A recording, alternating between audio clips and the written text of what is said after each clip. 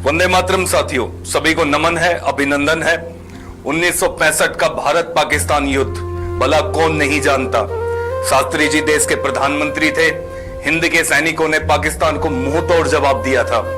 बहुत बुरी तरह से पाकिस्तान को धूल चटाई थी और 8 जनवरी 1966 तक तो भारतीय सैनिक लाहौर से मात्र 2 घंटे की दूरी पर थे। अगर 2 घंटे का समय और मिल गया होता तो लाहौर पर तिरंगा फहरा रहा होता। ये हो सकता था उस समय, लेकिन तब एक मुश्किल आई। मुश्किल क्या आई? पाकिस्तान ने देखा कि हम पिटते ही जा रहे हैं और हर इलाका भारतीय सैनिकों के कब्जे में जा रहा है। पाकिस्तानी प्रधानमंत्री और उनकी सेना के बड़े अधिकारियों की आपातकाल बैठक हुई और उसमें बात हुई कि अगर ऐसे ही चलता रहा तो लाहौर भारत के कब्जे में होगा और हफ्ते भर के अंदर कराची भी चला जाएगा, पेशावर भी चला जाएगा और 10 से 15 दिनों में हो सकता है पूरा पाकिस्तान भारत के कब्जे में हो जाए और पाकिस्तान का अस्तित्व ही नक्शे से मिट जाए। और एक खास बात आपको बताएं कि पाकिस्तान में कुछ ऐसे भी समूह थे जो हिंदुस्तान की सेना का समर्थन कर रहे थे।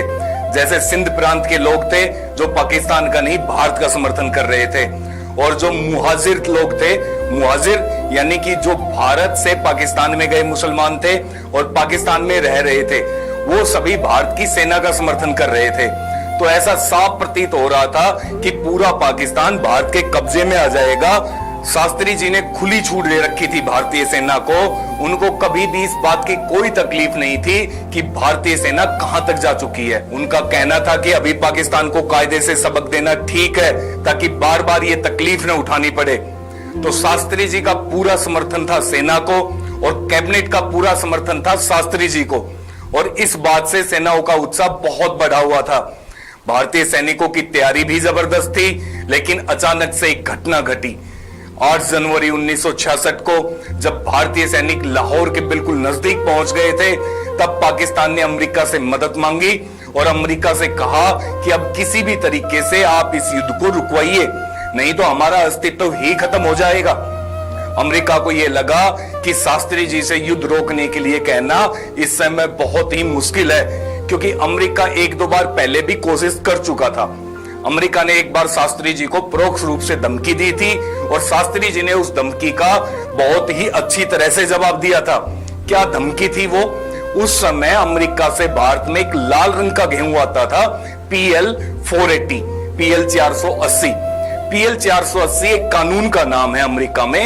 PL का मतलब होता है पब्लिक लॉ, 480 यानी कि जैसे हमारे देश में संविधान की धाराएं होती है 370, 371, 372, तो वैसे ही अमेरिका में PL 48 एक कानून की धारा है। इस कानून के तहत अमेरिका का गेहूं आता था हिंदुस्तान में, जो बहुत ही घटिया किस्म का लाल रंग का गेहूं होता था। ये गेहूं इतना घटिया था कि इस गेहूं को अमेरिका में जानवर भी नहीं खाते थे। वो गेहूं भारत में इंसानों के खाने के लिए आता था। ये गेहूं वाला समझौता नेहरू ने किया था अमेरिका से।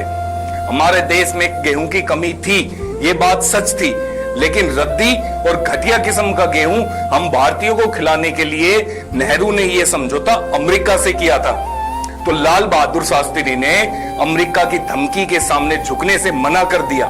तो अमेरिका ने कहा कि हम भारत को गेहूं देना बंद कर देंगे। शास्त्री जी ने कहा कि बंद कर दो, हमें आपका गेहूं चाहिए ही नहीं। तो फिर अमेरिका ने डराया कि आपके लोग भूखे मर जाएंगे। तो शास्त्री जी ने कहा कि हम भूखे मरेंगे, लेकिन हमको अपमानजनक शर्तों पर यह मंजूर नहीं है। शास्त्री जी ने यह हिम्मत दिखाई और खुद ही PL 480 का गेहूं अमेरिका से खरीदना बंद कर दिया। उसका परिणाम यह हुआ कि देश में गेहूं की कमी आ गई।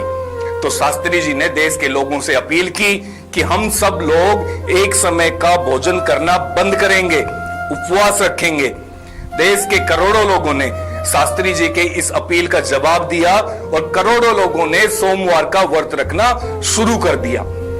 इस घटना से सिद्ध होता है कि हमारे देश में हमारे नेता जब भी जनता से कोई कुर्बानी मांगते हैं तो हमारे देश की जनता कभी वो कुर्बानी देने से पीछे नहीं हटती। सवाल नेताओं की नीयत का है।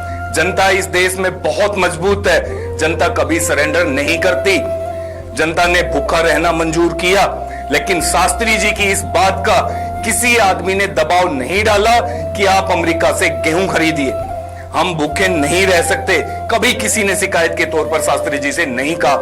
लोगों ने कहा हम भूखे रहेंगे, सम्मान के साथ हमको भूखा रहना मंजूर है, बजाय इसके कि हम अमेरिका से गेहूं खरीदें और अपमानजनक शर्तों पर उस गेहूं को खाएं। लेकिन दूसरी बार शास्त्री जी दबाव में आए, और वो कब?